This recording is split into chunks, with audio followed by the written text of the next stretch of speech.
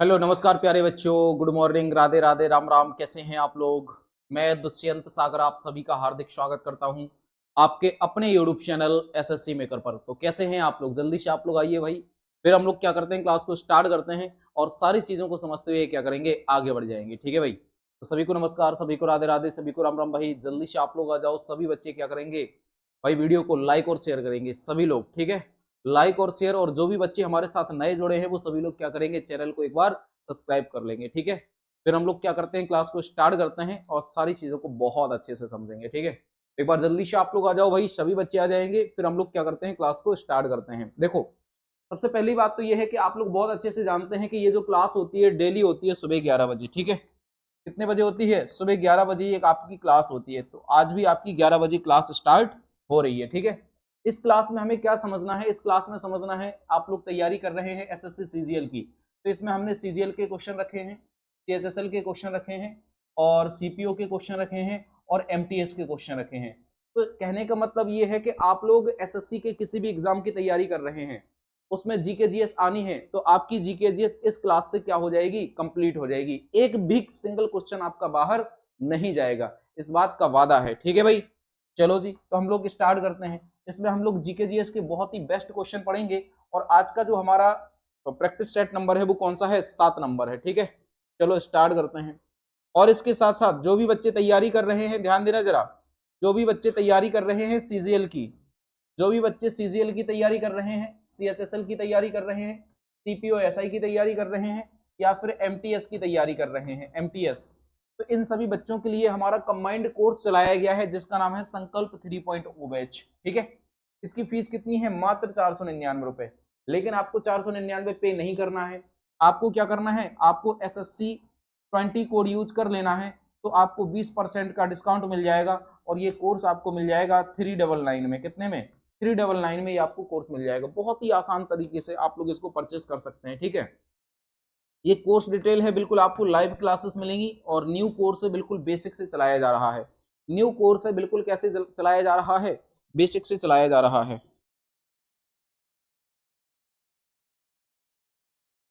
चलो जी, तो हम लोग स्टार्ट करते हैं। क्लियर है? बहुत बढ़िया जी, बहुत बढ़िया। आ जाओ जल्दी से, आप लोग सभी बच्चे आ जाएंगे। चलो स्टार्ट करते हैं। तो देखो, हमने आपकी इस क्लास में बहुत ही बढ़िया बढ़िया टॉप क्वेश्चन रखे हैं। ये आज की आपकी क्लास हो जाएगी। ठीक है, और आज का ये मोटिवेशन हो जाए। कहते हैं कि ना संघर्ष हो ना तकलीफें हो तो क्या खाक मजा है जीने में, और बड़े बड़े तूफान रुक जाते हैं जब आग लगी हो सीने में, जब आग लगी हो सीने में। तो यदि सीने में आग लगी है तो आप ऐसे सोचना कि मतलब हम बिल्कुल सही दिशा में चल रहे हैं, और सीने में आग नहीं लग रही है, आपके अंदर उत्तेजना नहीं जग रही है, आप सोच रहे अरे ठीक है हो जाएगा, हो जाएगा, तो हो जाएगा, तो हो ही जाएगा। और आप ये सोच रहे हैं नहीं होना चाहिए सिलेक्शन, तो कोई टाल नहीं सकता सिलेक्शन। ठीक है, सिलेक्शन भी तो ये कहता है कि हम भी तो देखते हैं कि कौन हमारे प्रति कितना वो है, आकर्षित हो रहा है। चलो जी, क्वेश्चन नंबर 1, इसका आंसर कीजिए। ठीक है, आंसर कैसे करना है? जैसे क्वेश्चन नंबर 1 है, इसका आंसर आपका 1 आ रहा है, ए आ रहा है, तो आप लोग 1 का आंसर ए करेंगे, 1 ए करेंगे। यदि आपका आंसर बी आ रहा है तो आप लोग इसका आंसर 1 बी करेंगे। यदि आपका आंसर सी आ रहा है तो आप लोग 1 का आंसर 1 सी करेंगे। और यदि आपका आंसर डी आ रहा है तो आप लोग 1 का आंसर क्या करेंगे, 1 डी करेंगे। इस फॉर्मेट में आपको क्या करना है, आंसर करना है। तो फटाफट से आप लोग क्या कर दो, इसका आंसर बता दो। ठीक है भाई, कह रहा है छोटा नागपुर का पठार किस संसाधन में समृद्ध है? छोटा नागपुर का जो पठार है वह किस संसाधन में क्या है, समृद्ध है? बताइए। तो क्या उपजाऊ मृदा के लिए जाना जाता है, खनिज के लिए जाना जाता है, कुशल के लिए जाना जाता है, या जल विद्युत के लिए जाना जाता है? तो हम आपको बताते हैं। जैसे हमने क्या बना दिया, यहाँ पे हमने मेरे भाई भारत का मैप बना दिया। ध्यान देना जरा आप लोग बहुत अच्छे से। हमने यहाँ पे क्या बना दिया, आप कहोगे भैया ये आपने भारत का मैप बना दिया। अब जब भारत का मैप बना दिया तो इसमें छोटा नागपुर का पठार कौन सा है? इसमें छोटा नागपुर नागपुर का पठार ये वाला है। इधर क्या है, छोटा नागपुर का पठार है। ये कितने राज्यों में फैला हुआ है? तो एक तो आपका मेरे भाई बिहार वाले पार्ट में, बिहार वाले पार्ट में फैला हुआ था। झारखंड वाले पार्ट में, झारखंड, झारखंड वाले पार्ट में भी ये सबसे ज्यादा था। छत्तीसगढ़ वाले क्षेत्र में, छत्तीसगढ़, छत्तीसगढ़, छत्तीसगढ़ वाले क्षेत्र में भी था, और कुछ उड़ीसा वाले पार्ट में भी था। ठीक है, इसका क्षेत्र उड़ीसा। तो यानी इतने राज्यों में ये छोटा नागपुर का पठार फैला हुआ था। लेकिन छोटा नागपुर का पठार सबसे ज्यादा कहाँ पे था, तो आप कहोगे झारखंड और छत्तीसगढ़ वाले क्षेत्र में सबसे ज्यादा था। ठीक है, तो ये जो क्षेत्र है ये किसके लिए जाना जाता है, ये खनिज उत्पादन के लिए जाना जाता है। किसके लिए, खनिज उत्पादन के लिए जाना जाता है। आप लोग इस बात को बहुत अच्छे से जानते हैं। ठीक है, आप लोग इस बात को बहुत अच्छे से जानते हैं कि ये खनिज उत्पादन के लिए जाना जाता है। तो आंसर क्या आ जाएगा आपका, बी ऑप्शन बिल्कुल सही आ जाएगा। अब आप लोग जानते हैं कि यहां से एक तो कोयले का उत्पादन होता है, कोयले का उत्पादन होता है। तो क्वेश्चन पूछा जाता है कि कोयले के भंडार के बारे में क्वेश्चन पूछा जाता है सबसे ज्यादा, कि कोयले का भंडार सबसे ज्यादा कहाँ पे है और कोयले का उत्पादन सबसे ज्यादा कहाँ पे होता है। कोयले का उत्पादन सबसे ज्यादा कहाँ पे होता है, तो आप कहोगे कोयले का जो भंडार है वो सबसे ज्यादा कहाँ पे है, तो झारखंड में है। कहाँ पे है मेरे भाई, झारखंड में है। कोयले का भंडार सबसे ज्यादा झारखंड में है और कोयले का उत्पादन सबसे ज्यादा छत्तीसगढ़ राज्य में है। कहाँ पे है, छत्तीसगढ़ राज्य में है। ये भी आपको क्या करना है, पॉइंट नोट कर लेना है। आंसर क्या आ जाएगा आपका, बी ऑप्शन आ जाएगा। ठीक है, ये देखो झारखंड के बारे में, झारखंड में बैद्यनाथ मंदिर है, पारसनाथ वन्यजीव अभ्यारण्य है, दलमा वन्यजीव अभ्यारण्य है, पलामू वन्यजीव अभ्यारण्य है, कोडरमा वन्यजीव अभ्यारण्य है, उदवा झील है और पालकोट वन्यजीव अभ्यारण्य है। कहाँ पे, झारखंड में। जब आप मैप में देखोगे तो यहाँ पे आपको क्या मिल जाएगा, ये झारखंड राज्य बन जाएगा। झारखंड राज्य आपको समझ में आ जाएगा, जो कि बिहार से अलग हुआ था। ठीक है, बिहार से अलग हुआ था कब, 15 नवंबर को। कब, 15 नवंबर 2000 में अलग हुआ था। ठीक है भाई, ये बात आपको समझ में आ गई। और 15 नवंबर को झारखंड स्थापना दिवस भी मनाया जाता है। झारखंड स्थापना दिवस भी मनाया जाता है। और 15 नवंबर को बिरसा मुंडा की जयंती भी मनाई जाती है। बिरसा मुंडा की जयंती भी मनाई जाती है। बिरसा मुंडा की जयंती भी मनाई जाती है। बिरसा मुंडा एक आदिवासी लोगों का क्या था, एक नेता था, जिसने अंग्रेजों के खिलाफ काफी लड़ाई लड़ी थी। ठीक है, जिसने अंग्रेजों के खिलाफ काफी लड़ाइयां लड़ी थी। इसका आंसर कीजिए आप लोग। सेतु समुद्रम परियोजना किसको जोड़ती है, सेतु समुद्रम परियोजना किसको जोड़ती है, ये आपको क्या करना है, बताना है। पाक की खाड़ी को और बंगाल की खाड़ी को, पाक की खाड़ी और पाठ जल संधि को, मन्नार की खाड़ी और पाक जल संधि को, कुमार अंतरराष्ट्रीय मन्नार की खाड़ी को। तो मेरे भाई जो सेतु समुद्रम जल परियोजना है, ये मन्नार की खाड़ी और पाक की खाड़ी को आपस में क्या करती है, कनेक्ट करती है। अब हम आपको बता देते हैं, जैसे ये क्या है भैया, हमारे भारत का दक्षिण भाग है। ये क्या है मेरे भाई, भारत का दक्षिण भाग है, क्लियर है। और ये क्या हो जाएगा, सेतु समुद्रम हो जाएगा। ये क्या हो जाएगा, सेतु समुद्रम। तो ये क्या करती है, पाक की खाड़ी और मन्नार की खाड़ी को आपस में क्या कर देती है, कनेक्ट कर देती है। और पाक की खाड़ी और मन्नार की खाड़ी किसके बीच है, श्रीलंका और भारत के बीच है। किसके, श्रीलंका और भारत के बीच है। तो आंसर क्या आ जाएगा यहाँ पे, सी आपका बिल्कुल सही आंसर आ जाएगा। ये देखो, इसका आंसर कीजिए। निम्नलिखित में से सबसे नवीन पर्वत श्रेणी कौन सी है, सबसे नवीन पर्वत श्रेणी कौन सी है, ये आपको बतानी है। क्या नीलगिरी पर्वत श्रेणी, शिवालिक पर्वत श्रेणी, अरावली पर्वत श्रेणी या विंध्याचल पर्वत श्रेणी। क्वेश्चन पूछा जाता है कि वह कौन सी पर्वत श्रेणी है जो भारत को दो भागों में बांट देती है। तो विंध्याचल पर्वत श्रेणी क्या करती है, भारतीय भूभाग को भूभाग को भाग को दो भागों में दो भागों में भागों में भागों में विभाजित करती है, विभाजित करती है, विभाजित करती है ना, करती है। अब कौन कौन से भागों में विभाजित करती है, एक तो उत्तरी भारत और एक दक्षिणी भारत, दक्षिणी भारत, दक्षिणी भारत। ठीक है, उत्तर भारत और दक्षिण भारत में डिवाइड करती है कौन सी, विंध्याचल पर्वत श्रेणी, जो मध्य प्रदेश वाले क्षेत्र में है। अरावली पर्वत श्रेणी ये क्या हो जाएगी, ये सबसे प्राचीन पर्वत श्रृंखला हो जाएगी, सबसे प्राचीन पर्वत श्रृंखला हो जाएगी। ठीक है भाई, ये क्या हो जाएगी, सबसे प्राचीन पर्वत श्रृंखला हो जाएगी। ये भी हट गया है, ये क्या हो जाएगी, सबसे प्राचीन पर्वत श्रृंखला हो जाएगी, पर्वत श्रृंखला हो जाएगी। तो अरावली पर्वत श्रेणी कहाँ पे है, राजस्थान वाले पार्ट में, राजस्थान वाले पार्ट में स्थित है।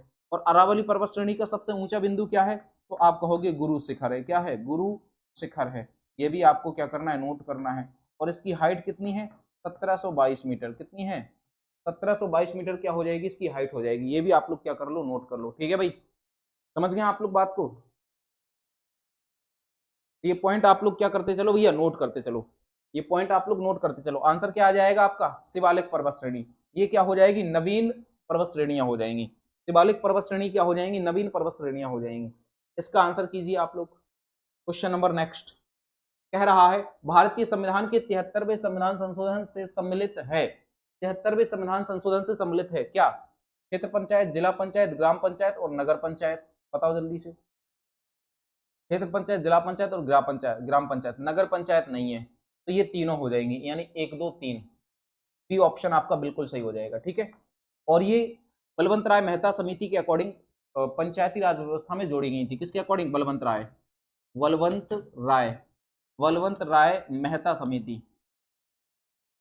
मेहता समिति के अकॉर्डिंग। बलवंत राय मेहता समिति के अकॉर्डिंग क्या किया गया था? हमारे भारत की जो पंचवर्षीय योजना है उसको त्रिस्तरीय बनाया गया था। क्षेत्र पंचायत, जिला पंचायत और ग्राम पंचायत। ठीक है। तो आंसर क्या आ जाएगा? बी आ जाएगा। और पंचायतों को कब जोड़ा गया था? तो आप कहोगे भारत के संविधान में पंचायतों को 73वां कॉन्स्टिट्यूशन अमेंडमेंट द्वारा 1992-93 में जोड़ा गया था। 1992-93 में क्या किया गया था? ऐड किया गया था। और हमारे भारतीय संविधान के किस भाग में है? ये भाग नंबर 9 में है। और भारतीय संविधान की किस अनुसूची में है? अनुसूची में। किस अनुसूची में है? तो आप कहोगे अनुसूची नंबर 11 में। अनुसूची नंबर 11 में इनका वर्णन दिया गया है। ठीक है भाई, बहुत इंपोर्टेंट है। पंचायती राज्य से संबंधित कितने विषय बनाए गए हैं? तो 29 विषय बनाए गए हैं। कितने? 29 विषय। 29 विषय पर पंचायती राज व्यवस्था क्या करेगा? काम करेगा। ठीक है। 29 विषय पर पंचायती राज व्यवस्था क्या करेगा? काम करेगा। आंसर क्या आ जाएगा? बी ऑप्शन आ जाएगा। ये देखो कितना बढ़िया क्वेश्चन पूछा गया है। कह रहा है वायुमंडल हमारे ऊपर बहुत अधिक दबाव डालता है, परंतु हम इसका अनुभव नहीं कर पाते हैं, क्योंकि आपने देखा होगा कि जो वायुमंडल होता है ये हमारे ऊपर बहुत ज्यादा क्या करता है? प्रभाव डालता है, लेकिन फिर भी हमें उसका क्या नहीं हो पाता है? अनुभव नहीं हो पाता है। तो इसका रीजन क्या है? बताइए आप लोग, इसका क्या रीजन है? इसका रीजन मनुष्य का रक्तदाब वायुमंडल के रक्तदाब से अधिक होता है, या हमारी हड्डियां बहुत मजबूत हैं और इस दाब को सहन कर सकती हैं, हमें या हम इसमें असभ्य हैं, हमें इसके बारे में जानकारी नहीं है, या फिर हमारे सिर का सतह क्षेत्रफल बहुत छोटा होता है। तो ऐसा कुछ नहीं है। आप देखते हैं हम लोग कहीं पे भी जाते हैं, हमारे ऊपर वायुमंडल दाब लगता है, लेकिन हमें उसका महसूस नहीं होता है। महसूस क्यों नहीं होता है? क्योंकि जो मनुष्य का जो रक्तदाब होता है वो क्या होता है? वायुमंडल के रक्तदाब से अधिक होता है। और मनुष्य का रक्तदाब कितना होता है? 120/80। क्या होता है? 120 अपॉन क्या होता है? 80 होता है मनुष्य का ब्लड प्रेशर। तो आंसर क्या आ जाएगा आपका? आंसर आ जाएगा आपका भाई ए ऑप्शन आपका बिल्कुल सही हो जाएगा। A option. ठीक है। तो यहाँ पे कुछ हमने उपकरण दिए हैं ताकि आप लोग समझ सकें कि किससे क्या मापा जाता है। अल्टीमीटर से ऊंचाई मापी जाती है, बैरोमीटर से वायुमंडलीय दाब मापा जाता है, कार्डियोग्राम से हम लोग हृदय की गति करते हैं, हृदय की जांच करते हैं कार्डियोग्राम से, और हाइड्रोमीटर से हम लोग क्या करते हैं? द्रव के सापेक्ष घनत्व मापते हैं, और मैनोमीटर से हम लोग क्या करते हैं? गैसों के दाब को मापते हैं, गैसों के दाब को मापते हैं। तो यहाँ पे अलग अलग उपकरणों का क्या है? अलग अलग काम है। अलग अलग उपकरणों का क्या है मेरे भाई? अलग अलग काम है। क्लियर है? ये देखो क्वेश्चन नंबर 6, बुलेट प्रूफ वस्तुओं के निर्माण में निम्नलिखित में से कौन सा बहुलक प्रयुक्त होता है? बुलेट प्रूफ वस्तुओं के निर्माण में निम्नलिखित में से कौन सा बहुलक क्या होता है? प्रयुक्त होता है। तो पॉलीकार्बोनेट्स। कौन सा भैया? पॉलीकार्बोनेट्स क्या होता है? प्रयुक्त होता है। आंसर ए आपका बिल्कुल सही हो जाएगा। इसका आंसर कीजिए आप लोग सभी बच्चे, कीजिए फटाफट से। निम्नलिखित सूफी संतों में से कौन सा सर्वप्रथम अजमेर में बस गए थे? इनमें से ऐसे कौन से सूफी संत थे जो सर्वप्रथम कहां पे? अजमेर में बस गए थे। अब आप लोग बहुत अच्छे से जानते हैं किसकी बात कर रहा है? अजमेर की बात कर रहा है। अजमेर। अजमेर ये कहां पे है? ये अजमेर राजस्थान में है। राजस्थान। ये राजस्थान वाला क्या हो जाएगा? अजमेर हो जाएगा। क्या इतनी बात आपको समझ में आ गई? तो ये राजस्थान का क्या है? अजमेर है। और ऐसे कौन से सूफी संत थे जो कहां पे? अजमेर में बस गए थे? तो शेख कुतुबुद्दीन बख्तियार काकी, या शेख सलीमा चिश्ती, या शेख मोइनुद्दीन चिश्ती, या फिर शेख निजामुद्दीन औलिया। तो शेख मोइनुद्दीन चिश्ती सही हो जाएगा, है ना। शेख मोइनुद्दीन चिश्ती एक ऐसे व्यक्ति हैं जो आए और कहां पे? अजमेर में बस गए। शेख सलीम चिश्ती ये किसके? जहांगीर के गुरु थे। जहांगीर के गुरु थे। जहांगीर के गुरु थे। आप लोग बहुत अच्छे से जानते हैं।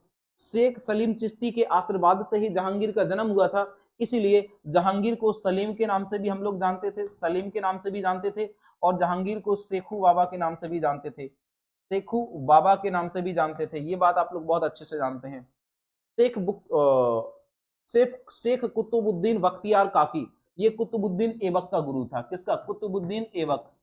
ये कुतुबुद्दीन ऐबक का क्या था? गुरु था। और कुतुबुद्दीन ऐबक ने भारत में गुलाम वंश की स्थापना की थी, ये आप लोग बहुत अच्छे से जानते हैं। ठीक है, तो शेख निजामुद्दीन औलिया, ये दिल्ली का गुरु था, दिल्ली, है ना। इनके नाम पर दिल्ली में एक निजामुद्दीन शहर बसाया गया है, निजामुद्दीन रेलवे स्टेशन भी है। तो आंसर आपका क्या आ जाएगा? सी ऑप्शन आ जाएगा, सी ऑप्शन। ठीक है, ये अजमेर की, राजस्थान के अजमेर में बस गए थे, और अजमेर में ही क्या है भैया? 2.5 दिन का झोपड़ा है, 2.5 दिन का झोपड़ा है, दिन का झोपड़ा है। किसने बनवाया था? कुतुबुद्दीन ऐबक ने बनवाया था। किसने? कुतुबुद्दीन ऐबक ने बनवाया था। बहुत बढ़िया, इन पॉइंटों को आप लोग नोट करते चलिए। आगे बढ़ते हैं हम लोग। ये देखो, थोड़ा सा राजस्थान के बारे में समझो। राजस्थान में सिटी पैलेस है, केवला देवी घाना राष्ट्रीय उद्यान है, सरिस्का राष्ट्रीय उद्यान है, कुंभलगढ़ का किला है, अंबर पैलेस है, हवा महल है, रणथंभौर नेशनल पार्क है। ये क्या है? राजस्थान में मेरे भाई। ठीक है, चलो जी आगे बढ़ते हैं। इसका आंसर कीजिए आप लोग। दक्षिण पश्चिम मानसून से सबसे अधिक वर्षा किस राज्य में होती है? दक्षिण पश्चिम मानसून से सबसे अधिक जो वर्षा होती है वह किस राज्य में होती है, ये आपको बताना है। जैसे आप लोग समझना, हमने क्या बना दिया यहाँ पे? अपना भारत देश बना दिया। ये आपका भारत है, ठीक है, ये अपना क्या है? भारत है। आई होप आपको बहुत अच्छे से क्लियर आपको दिखाई दे रहा होगा। ये आपका क्या है भैया? भारत है। एक लोकेशन आप लोग समझ लो कि कहां से क्या होता है, ये इसलिए हमने आपको बनाया। यहाँ पे क्या है? अरब सागर है, अरब सागर, अरब सागर है मेरे भाई, अरब सागर है। इस दिशा को आप क्या कहेंगे? दक्षिण पश्चिम दिशा कहेंगे, दक्षिण पश्चिम दिशा कहेंगे, पश्चिम। इस दिशा को आप लोग दक्षिण पश्चिम दिशा कहेंगे, लेकिन इस दिशा को आप लोग क्या कहेंगे? दक्षिण पूर्व दिशा कहेंगे, दक्षिण दक्षिण पूर्व दिशा कहेंगे। क्या कहेंगे? पूर्व दिशा कहेंगे। यहाँ पे क्या है? बंगाल की खाड़ी है, बंगाल की खाड़ी है, ये बात भी आप लोग बहुत अच्छे से जानते हैं। यहाँ पे क्या है? बंगाल की खाड़ी है मेरे भाई। अब हमने क्या देखा? हमने क्वेश्चन में पढ़ा कि क्वेश्चन हमसे ये कह रहा है कि दक्षिण पश्चिम मानसून से सर्वाधिक वर्षा किस राज्य में होती है? तो दक्षिण पश्चिम मानसून ये यहाँ से बनेगा, अरब सागर से बनेगा। अब जो दक्षिण पश्चिम मानसून है मेरे भाई, ये क्या करता है? अरब सागर से बनता है, ये अरब सागर से बनता है और ऐसे करके जाता है, ऐसे करके। और यहाँ पे जो हमारा हिमालय बने हुए हैं, हिमालय, हिमालय से टकरा जाता है। जब हिमालय से टकराएगा तो ये क्या कर जाता है? मूव कर जाता है इस टाइप से, ये इधर बदल जाएगा। और जब इधर मुड़ जाता है तो ये मेघालय में सबसे ज्यादा वर्षा करवा देता है। कहाँ पे? मेघालय में। मेघालय, मेघालय में क्या करवा देता है? सबसे ज्यादा वर्षा करवा देता है। समझ गए आप लोग बात को? इस बात से हमें पता चल गया कि सबसे ज्यादा जो वर्षा हो जाती है वो कहाँ पे हो जाती है? मेघालय में हो जाती है। इसको हम लोग मेघों का आलय बोलते हैं, मेघालय। इसकी राजधानी है शिलोंग। इसकी राजधानी क्या है? शिलोंग है मेरे भाई। और इसका जो हाईकोर्ट है, इसका जो हाईकोर्ट है वो क्या है भैया? शिलोंग में ही है। क्या है? शिलोंग में ही क्या हो जाएगा? इसका हाईकोर्ट हो जाएगा मेघालय का। क्लियर है भाई? और मेघालय की जो राजभाषा मानी जाती है, जो राजभाषा, मेघालय की जो राजभाषा मानी जाती है वो क्या मानी जाती है? तो आप कहोगे भैया इसकी इंग्लिश मानी जाती है, इंग्लिश। क्या है? इसकी राजभाषा है, ये भी आपको नोट करना है। मेघालय में गारो जनजाति रहती है, गारो, गारो जनजाति रहती है, खासी जनजाति रहती है, खासी, खासी जनजाति रहती है, और जयंतिया, जयंतिया जनजाति रहती है। ये आपको क्या करना है? नोट कर लेना है, गारो, खासी, जयंतिया। और गारो खासी पहाड़ियां भी हैं, गारो खासी भाषाएं भी बोली जाती हैं। कहाँ पे? मेघालय में। क्लियर है? तो मेघालय के 2 शहरों में सबसे ज्यादा वर्षा होती है। एक तो हो जाएगा चेरापूंजी और दूसरा हो जाएगा मौसिनराम। एक हो जाएगा क्या आपका? चेरापूंजी, चेरापूंजी, दूसरा हो जाएगा मौसिनराम, मौसिनराम।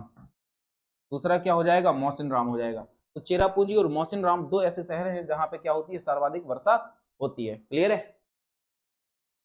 चलो जी, बहुत बढ़िया जी, आगे बढ़ते हैं हम लोग। तो थोड़ा सा मेघालय के बारे में समझेंगे। मेघालय, ये देखो मेघालय में उमियम झील है, ये सारी चीजें ये हमने पढ़ लिया क्या? उमियम झील वगैरह।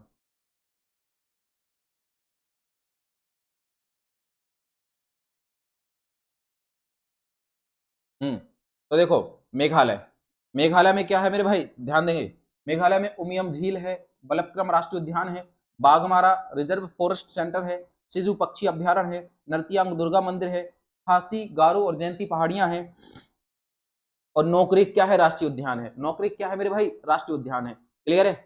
ये बात आपको समझ में आ गई है? बहुत ही बढ़िया जी, शानदार शानदार। इन पॉइंटों को आप लोग नोट करते चलिए। क्वेश्चन नंबर हम लोग करते हैं नेक्स्ट, इसका आंसर कीजिए। खिलाड़ियों में पैर की बीमारी की निम्नलिखित में से कौन सी वजह होती है? जो धावक होते हैं ना, धावक, इनको ज्यादातर पैरों में बीमारी हो जाती है। तो वो क्यों हो जाती है बताओ? क्योंकि ये दौड़ लगाते हैं, क्या करते हैं बताओ? क्योंकि ये क्या करते हैं? दौड़ लगाते हैं। अब जब दौड़ लगाते हैं तो ऑर्थोमिक्सो वायरस के कारण इनको क्या हो जाएगी? बीमारी हो जाएगी। ऑप्शन ए आपका बिल्कुल सही आंसर हो जाएगा। भारत में उदार भारत में उदार औद्योगिक नीति किस वर्ष अपनाई गई थी?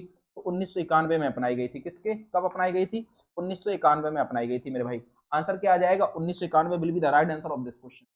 और 1991 में ही क्या दिया गया था? 3 लोगों को भारत रत्न दिया गया था।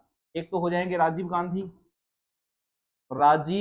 गांधी हो जाएंगे। कौन हो जाएंगे? राजीव गांधी। दूसरे हो जाएंगे मोरारजी देसाई, मोरारजी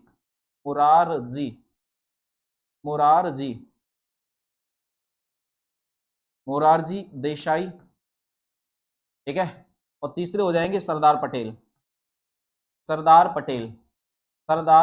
तीसरे व्यक्ति कौन हो जाएंगे? सरदार पटेल। ये वो लोग हो जाएंगे जो क्या करते हैं भैया, जिनको क्या दिया जाता है? 1991 में भारत रत्न दिया जाता है। बहुत इंपॉर्टेंट है। और 1991 में क्या हुआ था? 1991 में यूएसएसआर का क्या हुआ था? विभाजन हुआ था, है ना। यूएसएसआर जो है वो लगभग 15 देशों में क्या हो गया था? टूट गया था। लगभग कितने? 15 देशों में, जिसको हम लोग संयुक्त सोवियत संघ बोलते थे, जिसको हम लोग सोवियत संघ बोलते थे, वो क्या हो गया? 15 देशों में टूट गया था लगभग। और फिर उससे रूस देश अलग निकल के आया था। ठीक है, बहुत बढ़िया जी। चलो जी, डी आंसर इसका बिल्कुल सही हो जाएगा। इसका आंसर कीजिए आप लोग। मौद्रिक नीति का निर्माण कौन करता है? तो मौद्रिक नीति का निर्माण कौन करता है बताओ? मौद्रिक नीति का निर्माण करता है आरबीआई। कौन करेगा मेरे भाई? जो मौद्रिक नीति होती है तो उसका निर्माण कौन करेगा? सिंपल सी बात है, आरबीआई करेगा। कौन करेगा? आरबीआई करेगा। क्लियर है? RBI reserve bank of India, जिसकी स्थापना, क्वेश्चन पूछा जाए, स्थापना किस एक्ट से हुई? स्थापना किस एक्ट से हुई? तो एक्ट 1934 के माध्यम से इसकी स्थापना हुई। कब हुई? 1 अप्रैल 1935 में इसकी क्या की गई? स्थापना की गई। ठीक है। और किस समिति के द्वारा इसकी स्थापना की गई? किस समिति के द्वारा इसकी स्थापना की गई थी? तो यंग हिल्टन आयोग के द्वारा। यंग हिल्टन आयोग के द्वारा क्या की गई थी? इसकी स्थापना की गई थी।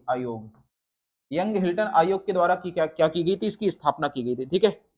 सबसे पहले इसका जो हेडक्वार्टर है वो कहां पे बनाया गया था? सबसे पहले इसका हेडक्वार्टर कलकत्ता में बनाया गया था। कहां पे? कलकत्ता में बनाया गया था। फिर बाद में इसका हेडक्वार्टर कहां पे? बंबई में बना दिया गया था। कहां पे? बंबई।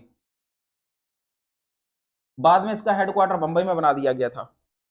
तो कलकत्ता से बंबई इसका हेडक्वार्टर कब लाया गया था? 1937 में लाया गया था। ये भी आपको नोट करना है। ठीक है, तो आंसर आ जाएगा आपका C option. Clear?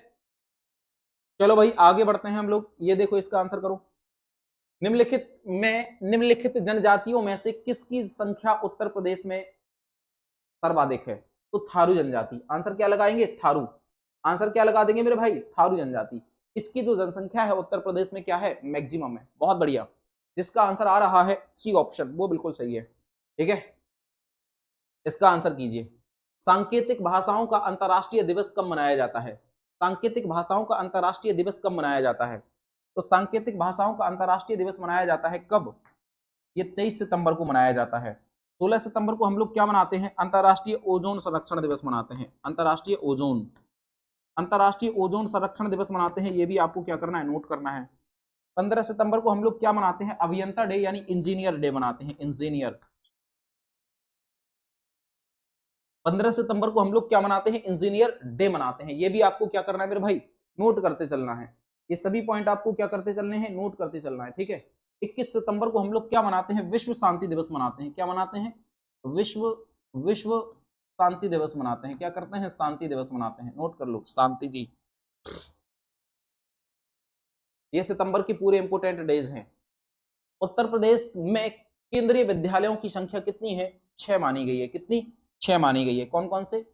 Banaras Hindu विश्वविद्यालय जो वाराणसी में है, जिसकी स्थापना हुई थी 1916 में। ठीक है, जिसकी स्थापना 1916 में हुई थी। अलीगढ़ मुस्लिम विश्वविद्यालय जो अलीगढ़ में है, जिसकी शुरुआत मानी जाती है 1920 से। डॉक्टर भीमराव अंबेडकर विश्वविद्यालय जो लखनऊ में है, जो 1996 में बना था। इलाहाबाद विश्वविद्यालय जो इलाहाबाद में है, 1987 में बना था। राजीव गांधी विमान विश्वविद्यालय जो रायबरेली में है, जो 2013 में तैयार हुआ था। और रानी लक्ष्मीबाई केंद्रीय कृषि विश्वविद्यालय जो झांसी में है, जो 2014 में बनाया गया था। तो ये इस प्रकार से कितने केंद्रीय विद्यालय हैं भैया? 6 केंद्रीय विद्यालय हैं। कहाँ पे? उत्तर प्रदेश में 6 केंद्रीय विद्यालय ही सही माने गए हैं। और ये जो क्वेश्चन है ये यूपी पुलिस एग्जाम में आया था, और यूपी पुलिस एग्जाम में यही 6 ही सही हुआ है। आयोग ने 6 ही सही माना है, ठीक है, और यही वो विद्यालय हैं। इसका आंसर कीजिए। उत्तर प्रदेश को कितने भूभागों में बांटा गया है? तो 9 सशक्त जलवायु भागों में बांटा गया है। तो आंसर क्या आ जाएगा आपका? डी ऑप्शन आ जाएगा इसका आंसर। 1966 में निम्नलिखित में से किस हाईकोर्ट की स्थापना की गई थी? 1966 में निम्नलिखित में से किस हाईकोर्ट की स्थापना की गई थी? फटाफट से आप लोग आंसर बताइए। तो बॉम्बे हाईकोर्ट की स्थापना की गई थी 1862 में, आप लोग जानते हैं। इलाहाबाद हाईकोर्ट की स्थापना की गई थी 1866 में। दिल्ली हाईकोर्ट की स्थापना की गई थी 1966 में। और मद्रास हाईकोर्ट की स्थापना की गई थी 1862 में। तो क्या लगा देंगे आंसर? आंसर लगा देंगे सी ऑप्शन, ठीक है। दिल्ली हाईकोर्ट के साथ साथ चंडीगढ़ हाईकोर्ट, चंडीगढ़ हाईकोर्ट की स्थापना भी कब की गई थी? तो 1966 में की गई थी चंडीगढ़ हाईकोर्ट की स्थापना। चलो भाई, 17वां क्वेश्चन।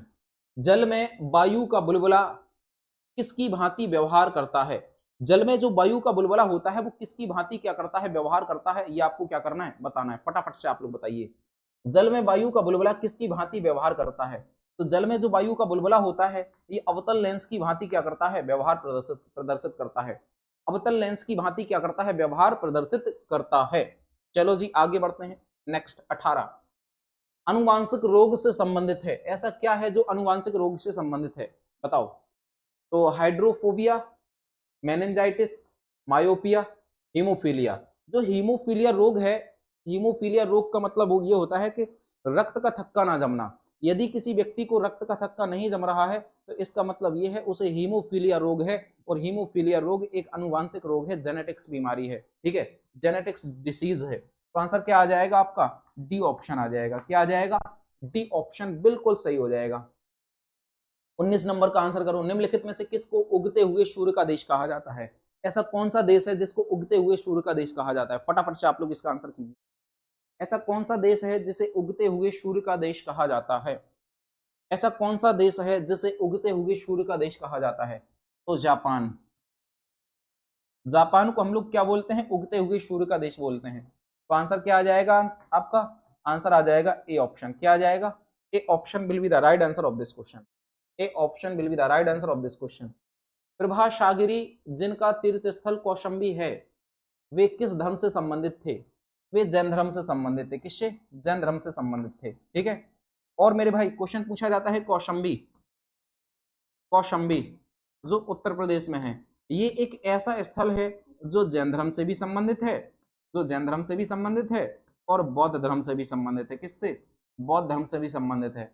ये एक ऐसा स्थल है जो जैन धर्म से भी संबंधित है, बौद्ध धर्म से भी संबंधित है। क्वेश्चन पूछा जाए सारनाथ, सारनाथ ये किस धर्म से संबंधित है? तो ये बौद्ध धर्म से संबंधित है, क्योंकि बौद्ध धर्म का प्रथम उपदेश यहीं पर दिया गया था, ठीक है। क्वेश्चन पूछा जाए कि श्रावस्ती, श्रावस्ती छोड़ो आप, कुशीनगर, कुशीनगर, कुशीनगर, कुशीनगर किस धर्म से संबंधित है? तो ये बौद्ध धर्म से संबंधित है, क्योंकि यहाँ पे गौतम बुद्ध की क्या हुई थी? मृत्यु हुई थी। समझ गए? तो सी ऑप्शन बिल्कुल सही हो जाएगा। क्वेश्चन नंबर 21 का, मध्यकालीन भारत के मुगल शासक वस्तुतः थे, क्या थे? तुर्क थे, अफगानी थे, फारसी ईरानी थे, या फिर ईरानी थे। यहाँ पे फारसी कर लो, ईरानी जबल आ गया। तो क्या थे भैया? जल्दी से बताओ। मध्यकालीन भारत के जो तुर्क थे भाई कैसे थे?